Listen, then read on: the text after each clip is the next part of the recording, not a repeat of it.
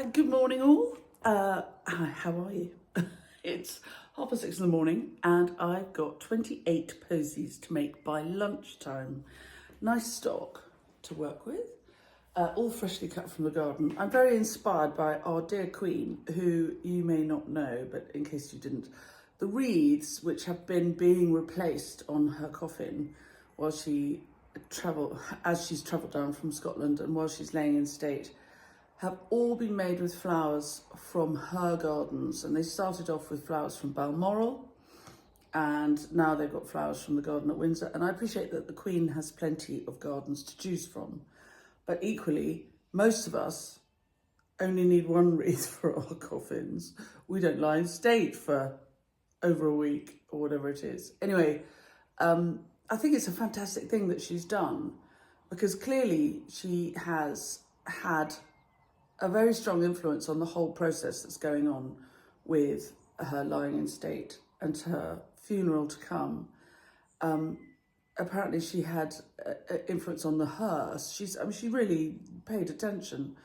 And so therefore, I imagine she paid strong attention to the flowers, and the fact that the flowers have been cut from her garden for such an important occasion is spectacularly good for all of us artisan flower growers who've been trying to persuade our neighbours and our friends that flowers grown in an English country garden and cut from an English country garden will hold up beautifully for any occasion, even a lying in state. So thank you very much, Your Majesty. I'm not very good at curtsying. My knees feel it. Well done, Princess Anne, curtsying at 72. I tell you, it's not just your knees that feel it, it's your hips. I mean, it's a really uncomfortable angle. Anyway, so I'm going to make these posies. The challenge of making 28 posies is that it's boring. 8 of these posies are going to be for the dinner table for my client, and they're going to be hotter colours. But 20 of them are for the house, and my client likes pale, just, blending in, lots of people to stay, house full of flowers.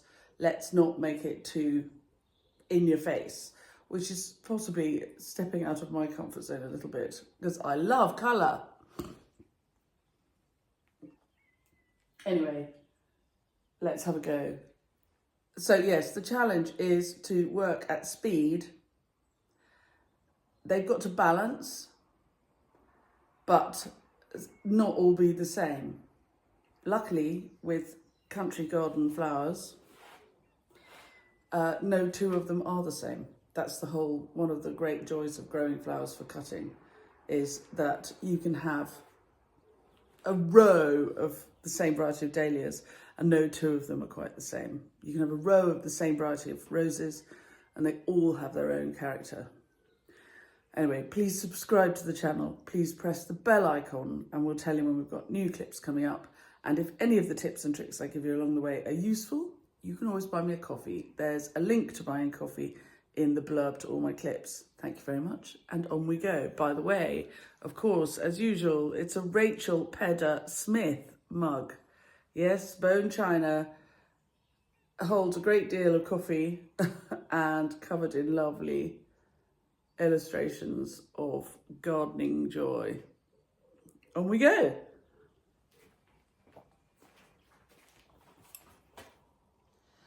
So the first thing I always do is lay out my ingredients. These are nice 6-sided jars.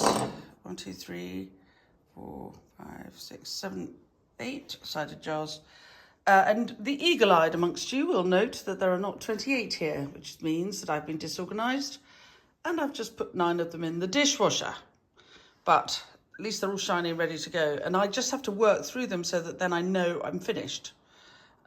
Start with the right quantity and be systematic. And then the creativity can shine through, but it's important to be systematic because otherwise you can't be fast. Right, it's an hour and a half later and I haven't even started. But as you all know, it's all in the prep. So I have done the rubbish, put the rubbish bins out, taken a child to the school bus, and all my jars are washed and filled with water and ready. I've cut the ribbon for the jars. This client loves ribbon around her jars. She's having bronze for the dinner table and lovely rich cream for the bedrooms. And it is 8 o'clock and I want to be finished by 12.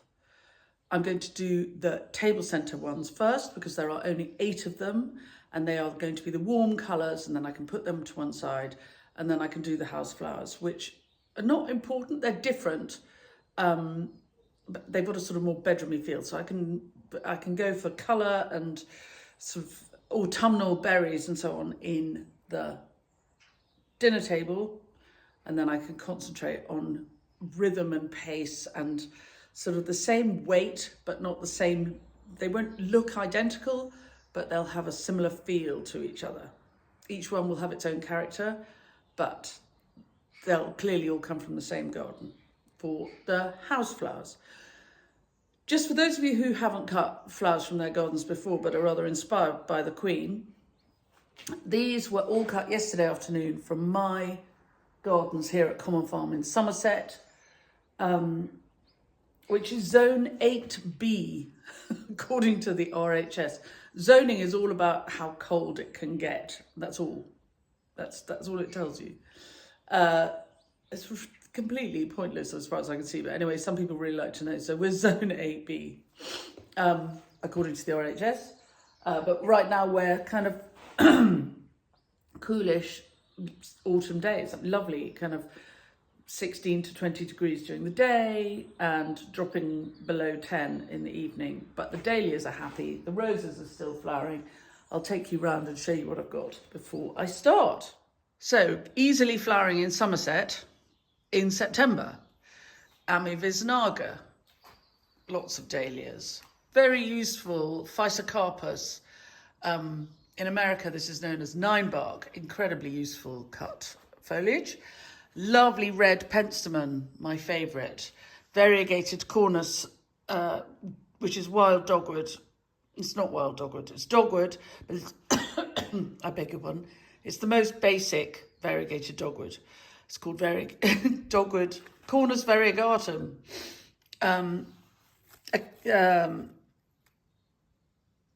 Oh my brain, Achillea. Watch it when you're cutting it. The sap on your skin in sunshine can give you blisters. The blue is bog sage, Salvia uglinosa. Very good blue for this time of year.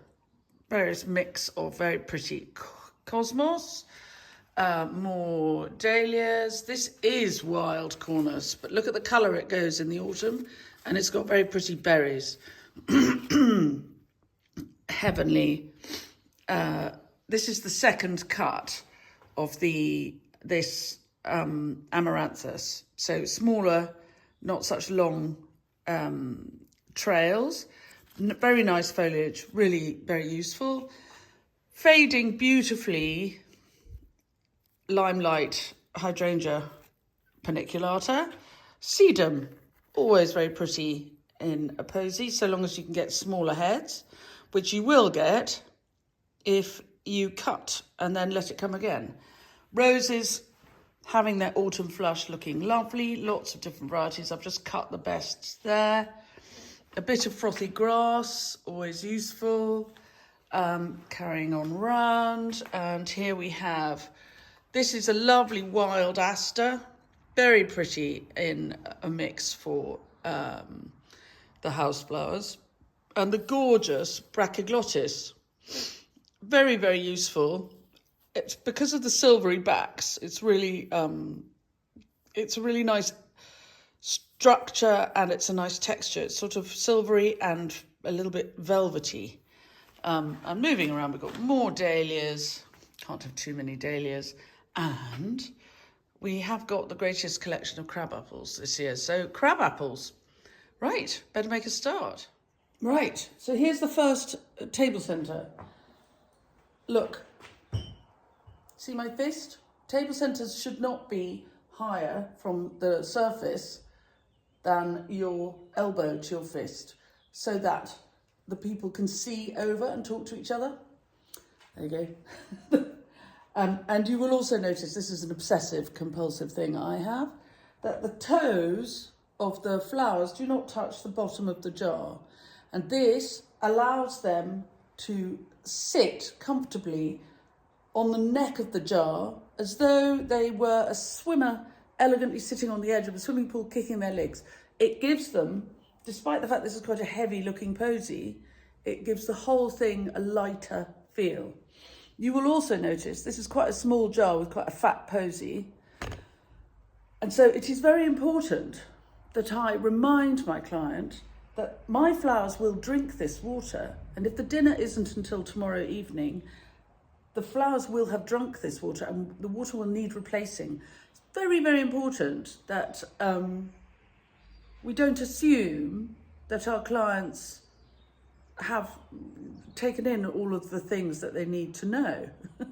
And although this client has been a client of mine for probably about 6 years, I still take the time to remind them that the water is going to need topping up to keep them looking fresh for tomorrow evening. It's what, I mean, you know, it won't annoy somebody. It takes 30 seconds to say, by the way, don't forget to fill up the water. But it's much more annoying if they forget and the flowers look sad tomorrow night, don't you think? Anyway, here you are. That's what I call country garden flowers coming along nicely. Well done, the Queen, for setting such a good example. If as I go, I find I have a cosmos flower that's going over, that one obviously isn't, but this one did. So I've just taken the petals off because I think that in the spirit of a nature morte or still life, things go through a process. You have buds, you have the full flower, and you have the flower going over and the seeds beginning to develop. It's, you know, the circle of life. So I'm going to leave this in my posy because it's interesting. It tells a story. Sometimes flowers are so perfect that there's no story. The story is removed in order to supply some kind of, keep everything very safe. I know I may be overcomplicating things here a little bit, but I like a seed head developing. That's what I'm saying. So it keeps it interesting. Ooh. So here are the posies. They've taken an hour, which is great because now I know, well, I kind of knew anyway, but it's worth knowing how long it's going to take you to do anything. So that's the table centers done, and they've got these lovely bronze ribbons, which are, I love this colour. They can be any colour, quite often depending on what you put things with. You can make colours be something different. So these bronze ribbons have a sort of autumnal feel at the moment, but I would put them with something else and they would become more formal, or they would become paler, or, you know, you can make them be anything you want them to be, depending on what you put them with. Anyway, I'm quite pleased with those. Let's make 20 posies for the house. So the bedroom posies are smaller, not smaller, they're the same size, but they're paler. They've got slightly different foliage. They've got the variegated cornus and this lovely brachioglottis, which is cooling the look down. They've also got paler dahlias and rosebuds. So they're sort of bedroomish, but there's still a sort of autumnal feel about them. So they go with the feel, if you like, although they look quite different. Personally, I'm loving this. I'm having such a nice time. Right, all done. It's 11:30. Hurrah. Now I've got to pack them up in boxes. But there are the table centers. I love these colours. I really love them. I think they're rich and glowing in the autumn sunshine, and they'll look, the lighter part of them will really shine at the dinner. So I'm pleased with that. Yeah, happy days. They'll do nicely. And then these are the flowers for the house. So you can see they're sort of not dissimilar in weight and theme as the dinner party flowers. They've all got crab apples in them, for example, but they're just lighter colours. And I like these too, I have to say. And they smell delicious because of the roses. So happy days. That's ready for delivery.